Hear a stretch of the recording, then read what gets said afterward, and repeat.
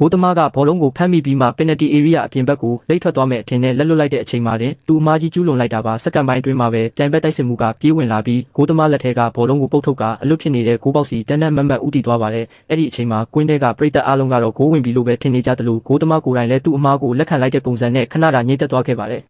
ဒါပေမဲ့ရုတ်တရက်အခြေအနေအလုံးပြောင်းပြန်ဖြစ်သွားပါတယ်။နောက်ခံလူတစ်ယောက်ကအစွမ်းကုန်အရှိန်နဲ့ပြေးထွက်လာပြီးဂိုးမဝင်အောင်တားဆီးဖို့ကြိုးစားပါတယ်။သူကတိုက်စစ်မှုရဲ့ကန်ချက်ကိုပိတ်ဆို့ဖို့ကိုပြစ်လဲပြီးကြိုးစားနေချိန်မှာပဲဂိုးသမားမဟာရန်ဟာလည်းတတိပြန်ဝင်လာပြီးဂိုးပေါက်စီကိုအပြင်းထန်ပြေးဆင်းသွားပါတယ်။